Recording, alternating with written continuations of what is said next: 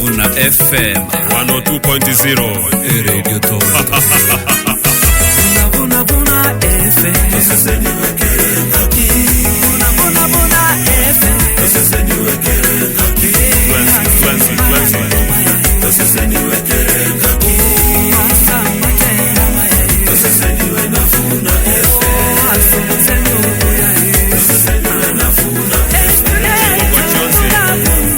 Sasa niwekele ngaki. Vuna Atotagara tuenzi Vuna FM. Atoseseni wamo tuenzi Tokuneke minero. Kwa taarifa za kina, tendeti na kamilifu zilizofanyiwa utafiti na kuhakikishwa kwa kweli. Huu ni Uketo wa Vuna.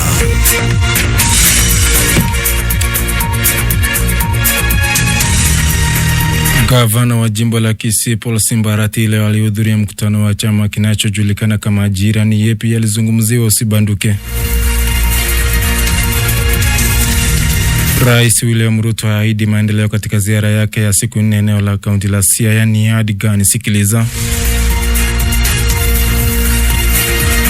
Kotu yaonya dhidi ya kutuma maafisa wa polisi nchini Haiti. Tegea. Vile tuna habari za kimataifa, naomba waandamane nami hadi tamati. Jina langu ni Wikilifu Mogaka.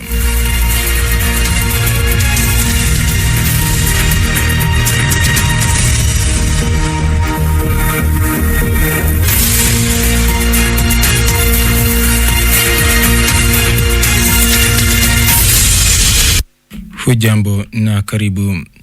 Gavana wa jimbo la Kisii Paul Simbarati leo alihudhuria mkutano wa chama kinachojulikana kama Ajira, chama ambacho kinatoa huduma zake kupitia njia za mtandao.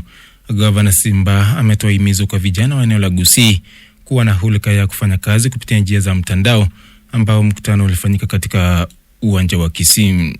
We therefore need to think outside the box to enable the youth to access knowledge, skills, and the means to make a living through venture like Ajira. As you are aware, the digital technology advancement has literally turned the world into a global village. Therefore, it's important that we train our youths to embrace the uptake of new technology so as to acquire skills to enable them complete in the global job market. Ajira is a progressive web application, BWA, designed to provide a platform for the youth to connect and network, efficient, convenient, and free from control of third-party agents with employees or with employers. This program allows youths to cast away the net in their search for jobs opportunities. This cuts across both the blue collar and white collar sector. So far, over 3,000 youths have been trained here at Ajira Center, and more are still enrolling in the free training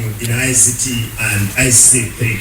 Rais William Ruto amewahakikishia wakazi wa eneo la Luo Nyanza kuwa watafuna pakubwa katika utawala wa Kenya Kwanza kupitia miradi ya maendeleo. Akizungumza katika eneo la Ugenya, kaunti ya Siaya, wakati wa uzinduzi wa ujenzi wa hospitali, Rais William Ruto amesema kuwa hakuna atakayeachwa nje katika miradi ya maendeleo.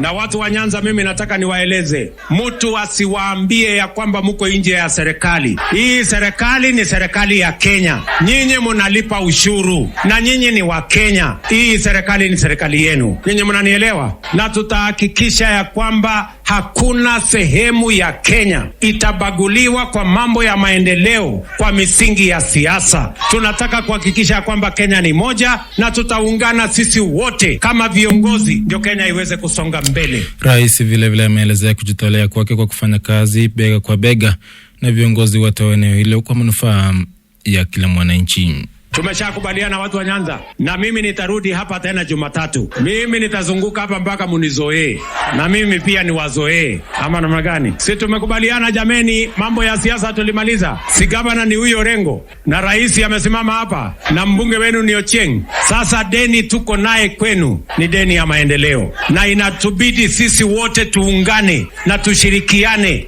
ndio tutekeleze mambo ambayo yatabadilisha maisha yenu. Na mtu asidhulumiwe kwa sababu ya mambo ya siasa. Hapo awali Rais Ruto akizungumza katika kaunti ya Kisumu aliagiza kutiwa mbaroni kwa wote waliohusishwa na makabiliano yaliyosababisha mauaji ya watu 7 kwenye mpaka wa kaunti ya Kisumu na Kericho. Akizungumza katika eneo la Nyando katika siku ya kwanza ya ziara yake ya siku 4 eneo la Nyanza, Rais Ruto amesema Kenya ina nafasi kwa watu wanaotumia ukabila kugawanya wananchi. Ruto vile amemwagiza waziri wa usalama Profesa Kithure Kindiki kuhakikisha kuwa wahusika wote wanatiwa mbaroni na kushtakiwa kwa mujibu wa sheria.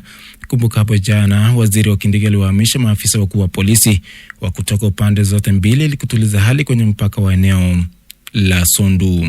Maneno ya Sondu, kuna watu wanaturudisha nyuma na kulete vita kati ya jamii na kati ya majirani. Nishamwambia Profesa Kithure Kindiki, vile tumewakalia wale wa North Rift, hawa watu wa Sondu hapa watakiona cha mtemakuni. Hatutaki mambo ya ujinga ya ukabila. Sisi tunaishi Kenya moja, ya kwamba kila mtu ambaye alisababisha mwananchi akapotesha maisha yake lazima akamatwe na lazima apelekwe jela, kwa sababu kuua mwananchi mwenzako ni mambo ambayo haikubaliki. Wanaweza kwenda hiyo safari ya 3 ile ya kwenda huko, lakini watapitia kotini kwanza. Unasikiza Uketo wa Vuna. Na kwingineko ni kwamba naibu rais Rigathi Gachagua amehakikishia Wakenya kuwa mageuzi ya mabadiliko yaliyofanywa na Rais William Ruto hapo Jumatano katika baraza lake la mawaziri ni manufaa kwa taifa hili. Naibu rais amesema kuwa mabadiliko hayo ni jambo la kawaida katika serikali na kwamba rais alifanya hivyo kwa kuzipa nguvu kazi zaidi wizara mbalimbali na kwamba hakukuwa na makosa yoyote katika uteuzi wa kwanza katika baraza la mawaziri. Haya yanajiri siku moja baada ya Wakenya kutoa maoni yao kuhusu mabadiliko hayo, wengi wakisema huenda rais alifanya makosa katika kuwapa usimamizi viongozi fulani katika baraza lake la mawaziri hapo awali. Ninashukuru sana kwa rais wetu Samuel Ruto kwa kuchenja wa mawaziri yake, kila mmoja alilete kwa kasi tofauti na ile kasi anakuanga. Kwa hivyo mimi ninaona sana pongezi sana kwa rais wetu William Ruto. Tunashukuru rais kwa kubadilisha mawaziri. Mahali mtu amewekwa aridhika na mahali yako, na mahali alikuwa bado kuna mtu mwingine anaweza fanya. So fanya kazi kulingana na vile uko na uwezo wako. Kwa hivyo tunaona sasa Kenya yetu tutaenda mbele, na wale waziri ambao wafanye kazi basi wako rais wetu wako right kuwafuta. Kama ufanye kazi kwa njia inayostahili basi ukiondolewa, rais wetu mpongezi. Radio Vuna 102.0 Uketo wa Vuna.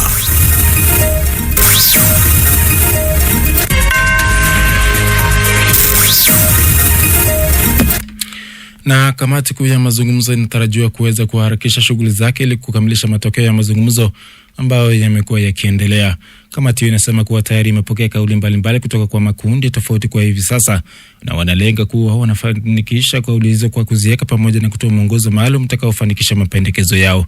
Katika mkao na wanahabari mapema leo, mmoja wa wanachama kwa kamati hiyo pia Wandai na Cecilia Marire wamesema kuwa kamati hiyo imepokea zaidi ya kauli 250 ambazo zitaangaziwa kwa umakini.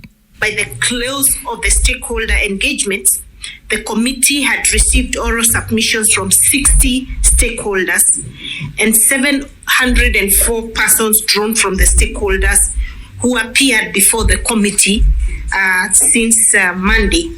And we have a list of all the people, individuals and groups that submitted their memoranda, and we wish to take this opportunity to sincerely thank Kenyans who came up in numbers and took time off their work to come and make their presentations to this committee. And this, the information they brought to us, the submissions they brought to this committee have greatly enriched the work that lies ahead of us as a committee. Na muungano wa vyama vya wafanyakazi nchini kote umeutaka serikali kutoruhusu maafisa wa serikali kutumwa nchini Haiti ili kudumisha amani. Katika taarifa rasmi ya leo, KOTU kupitia katibu mkuu Francis Atwoli imeelezea hofu kuwa huenda juhudi zikakosa kuzaa matunda katika kutokana na hali sawia ya hapo awali. Atwoli amehimiza serikali kuwa makini na suala hilo la kuitakia jamii ya kimataifa hasa Marekani kuonyesha kujitolea kwake kuimarisha uhusiano wa Kenya na kawaida kuwasaidia maafisa wa polisi wa Kenya na vifaa vya kiusalama wanavyovihitaji. Aidha, mbunge wa kaunti ya Busia Catherine Umwanyu anasema kuwa serikali inafaa kumaliza tatizo la utovu wa usalama humu nchini nchini kabla ya utathmini kupeleka maafisa wa polisi katika taifa la Haiti ili kudumisha usalama. Akizungumza na wanahabari, Umonyo amesema kuwa baadhi ya maeneo nchini yanayobandikisha vifo kila kuchapo, na hatua ya serikali kupeleka maafisa wa usalama Haiti ni kejeli kwa Wakenya ambao wamekosa amani kwa muda mrefu sasa.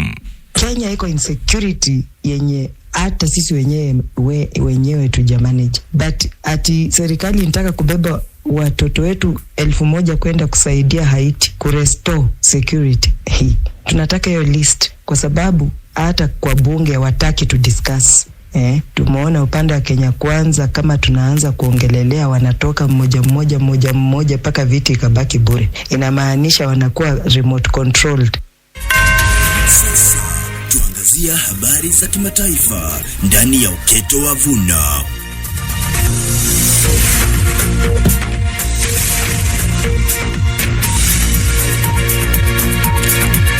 Na katika rubaa za kimataifa, watu 51 wameuawa na wengine 5 kujeruhiwa kufuatia shambulio la hapo jana la Urusi katika mji wa Harivu mashariki mwa taifa la Ukraine. Shambulio hilo liliibua hisia kutoka kwa viongozi wa nchi za magharibi, lililenga mkusanyiko wa watu waliokuwa msibani katika kijiji cha Gronsa nchini Ukraine. Aidha, msemaji wa afisi ya mwendesha mashtaka kwa eneo la hilo, Dmitro Tajimbeko, amesema kuwa msiba huo ulikuwa wa wanajeshi wa Ukraine aliaga dunia katika mapigano ambayo vile mkewe na mwanawe waliaga dunia katika shambulio hilo. Viongozi mbalimbali wa magharibi wamelaani vikali shambulio hilo, huku rais wa Ukraine Volodymyr Zelensky ambaye kwa sasa yupo nchini Hispania kuhudhuria mkutano wa viongozi wa Ulaya amelaani shambulizi hilo na kulitaja kuwa la kigaidi, huku akiwatolea wito viongozi wa Umoja wa Ulaya kuipa nchi yake mifumo zaidi ya ulinzi wa angani, kwa mujibu wa shirika la habari la Ujerumani DW. Dakika ni 12 baada ya saa 3, na hapo ndipo nahitimisha Uketo wa Radio Vuna kikamilifu. Shukrani sufufu kwa kuzidi kuwa pamoja nasi. Langu ni kutakia usikivu mwema kwenye mpango mingine. Jina langu ni Wycliffe Mugakam. Na huo ndio mwisho wa Uketo wa Vuna.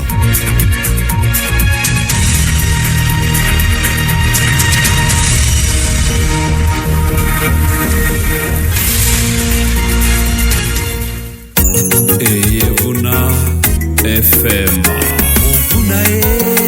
Vuna Vuna FM. Vuna FM. Ase bibingebia. Vuna FM. Asambatera mayai. 102.0. Asambaranga mayai. Sese niwe kerekaki. Abaralia baya. Novo semyo ujana mangana maya. 102.0.